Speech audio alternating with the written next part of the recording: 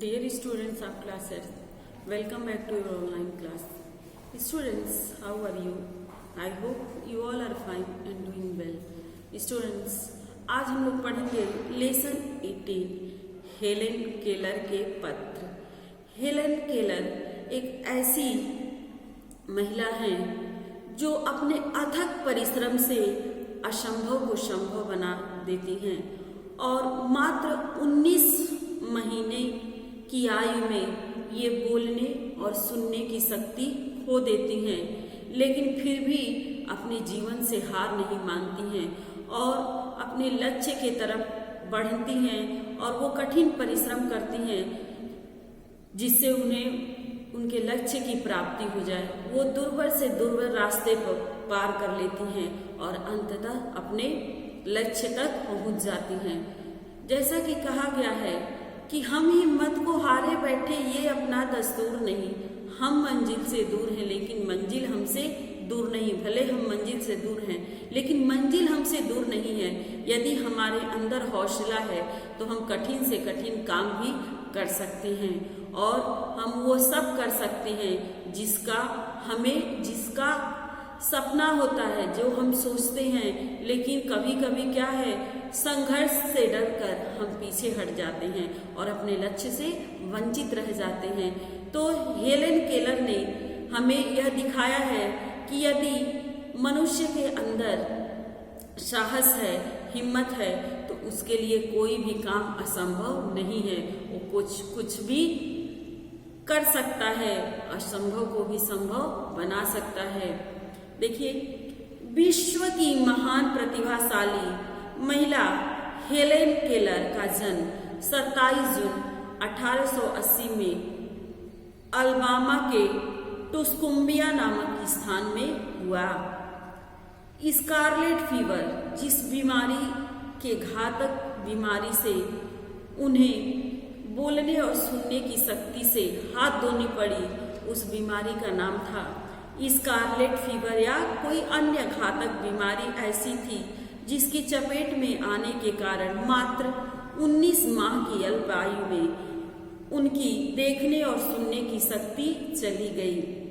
उनके माता पिता ने उनकी चिकित्सा करवाई, अच्छे से अच्छे डॉक्टर को दिखाया, किंतु कुछ लाभ न हुआ।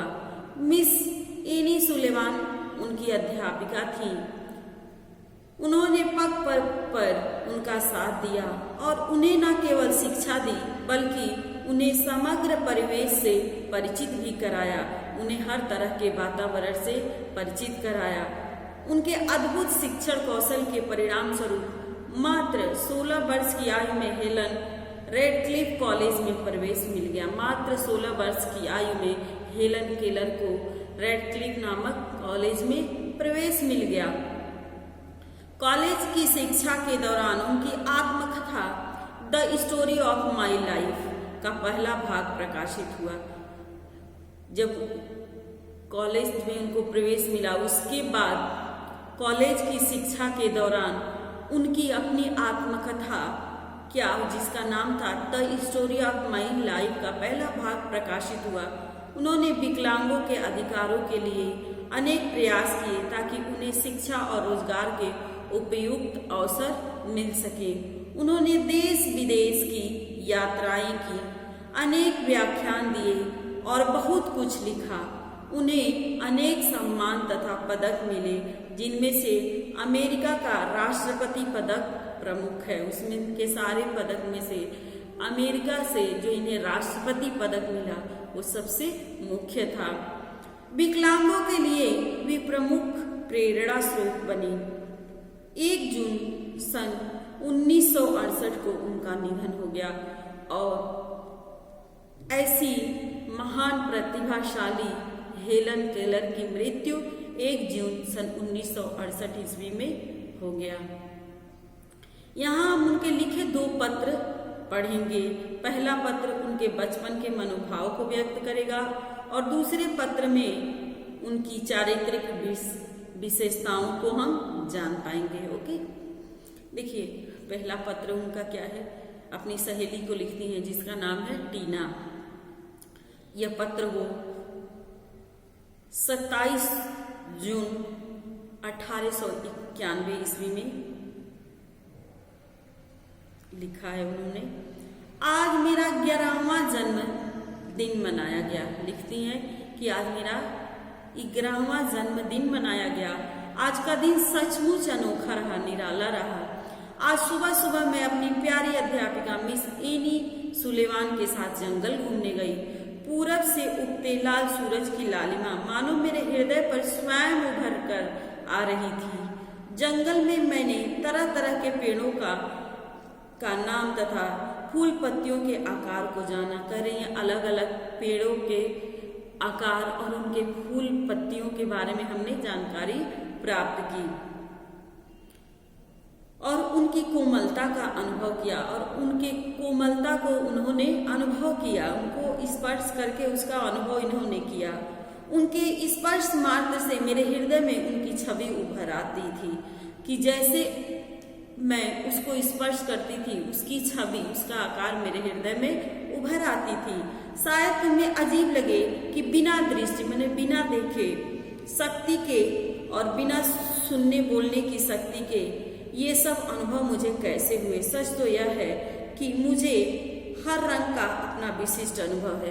कह रही है कि लेकिन मुझे हर रंग को अनुभव करने का एक विशिष्ट क्षमता है मेरे अंदर। पेड़ पौधों और फूल पत्तियों सबको मैंने बहुत करीब से अनुभव किया। यह बहुत सुखद अनुभव था। देवदार और चीड़ की छाया में उड़ते रंग बिरंगे पक्षियों के बारे में मुझे बहुत कुछ पता चला।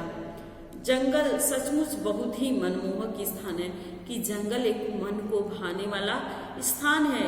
यहाँ पक्षी गाते हैं और गिलहरियां दौड़ती हैं। मैं बहुत देर तक एक पेड़ की डाली पर झूली। मैंने बहुत सारे अंजीर और फूल भी जमा किए, मैंने इकट्ठा किए। घर लौटते समय मुझे बचपन की सारी शैतानियां याद आ रही थी और जब मैं जंगल से घर के लिए वापस आ रही थी तो रास्ते में मुझे अपनी बचपन की बहुत सारी ऐसी शैतानियां याद आ रही थी। तुम्हें याद है कि एक बार मार्था को भिगोने के चक्कर में मैं खुद ही भीग गई थी।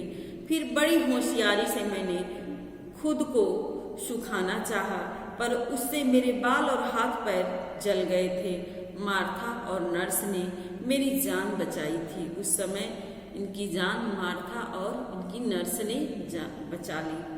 मुझे याद आया कि चाबी ताले का ज्ञान होने पर मैंने कैसे पहले माँ को फिर मिस सुलेवान को कमरे में बंद कर चाबी छिपा दी थी। कह रही हैं कि जब मुझे चाबी और ताले का ज्ञान हुआ, उसके बारे में मैं जब जानी तो सबसे पहले अपनी माँ को, उसके बाद अपनी अध्यापिका मिस सुलेवान को क्या की, एक कमरे में बंद करके और उन्होंने चाबी को छिपा दिया। इसका पता चलने पर पापा ने उन्हें सीढ़ी लगाकर उतारा था। उन दिनों मैं छोटी थी पर थी बहुत चिड़चिड़ी। मैं दिन भर सबको सताया करती थी, दिन भर सबको परेशान किया करती थी, अपना गुस्सा गुड़ियों पर निकालती थी। ये सब बातें तो कई साल पुरानी हैं। अब सब कुछ बदल गया है। मिस सुलेवान की कड़ी मेहनत, असीम प्यार, अद्भुत त्याग और तपस्या ने मुझे दयालु और चिंतनशील बना दिया है। कह रही हैं कि मेरी अध्यापिका मिस सुलेवान की जो कड़ी मेहनत है, उनके इस मेहनत से मैं असीम, जिसकी कोई सीमा न हो, प्यार, अद्भुत त्याग और तपस्या ने, उनका ये अद्भुत त्याग और तपस्या ने मिस सुलेवान को दयालु और चिंतनशील बना दिया। उन्होंने ही मुझे बड़ों का आदर करना तथा किसी भी हाल में न घबराना सिखाया। क्या कहती हैं कि मेरी अध्यापिका ने ही मुझे बताया कि अपने बड़ों का रिस्पेक्ट करना चाहिए, आदर करना चाहिए और समय चाहे जितना भी हमारे विपरीत क्यों न हो, हमें साहस से उसका सामना करना चाहिए, घबराना नहीं चाहिए। अब तो मैं पहाड़ों पर भी बिना डरे दौड़ती हूँ कि अब मेरे अंदर इतनी हिम्मत आ गई है कि मैं पहाड़ों पर भी बिना डरे दौड़ लगाती हूँ, दौड़ती रहती हूँ। इन छुट्टियों में ईवा मेरे साथ रहने आएगी, तुम भी आ जाओ। कहती हैं कि इन छुट्टी में, अभी जो छुट्टी हो रही है, इसमें ईवा जो उनकी सहेली है वह इनके साथ रहने के लिए आ रही हैं और क्या कहती है अपनी सहेली टीना से कि तुम भी आ जाओ तो बहुत अच्छा रहेगा, तुम पत्र जरूर लिखना, तुम मेरे इस पत्र का जवाब जरूर देना। तुम्हारी सहेली हेलन केलर। और बताती है कि मैं तुम्हारी सहेली हेलन केलर हूँ। ये उनका पहला पत्र है जिसमें वो अपने साहस और हिम्मत को बताती हैं और वो बचपन में क्या शैतानियां की हैं, किस प्रकार उनकी अध्यापिका के मिस सुलेवान के प्रयास से, अथक परिश्रम से वो अपने जीवन में सफल होती हैं और वृक्षों का, फूलों का अनुभव कैसे कर लेती हैं बिना देखे, वो कैसे स्पर्श से ही सब जान लेती हैं कि किस में क्या फर्क है। दूसरे पत्र के बारे में देखिए, हम पढ़ेंगे क्या कहती हैं। एक पत्र बच्चों के नाम। जब 1996 में मुझे कैम्ब्रिज स्कूल में प्रवेश मिला तो मैं पहली मूक मीन्स जो बोल ना सके, बधिर जो सुन न सके और दृष्टिहीन जो देख न सके बालिका थी जो उच्च शिक्षा के लिए दाखिल हुई थी, जो उन्हें उच्च शिक्षा के लिए उन्हें दाखिला मिला था। वे दिन इतने कठिन थे कि मुझे रात दिन मेहनत करनी पड़ती थी।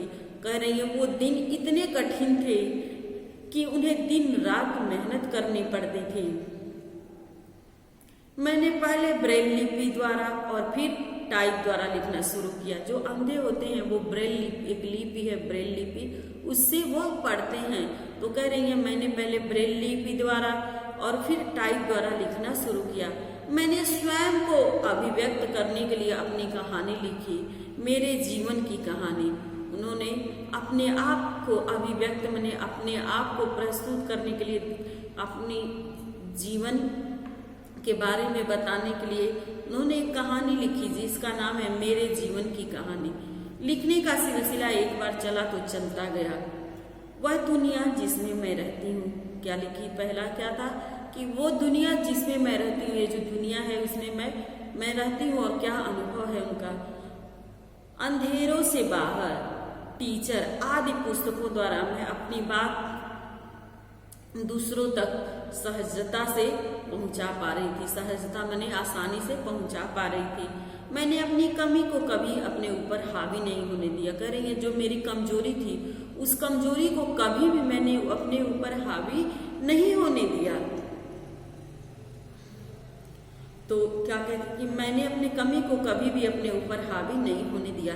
मैंने अपनी शिक्षिका मिस एनी के साथ दुनिया भर का भ्रमण किया। मैं स्थान स्थान पर जाकर भाषण देती और एनी उसका शब्दांशः अनुवाद करती। कह रही है कि मैं जगह जगह पर जाकर भाषण देती और जो मिस एनी सुलेवान थी वो क्रमशः मतलब कि शब्द का अनुवाद करती।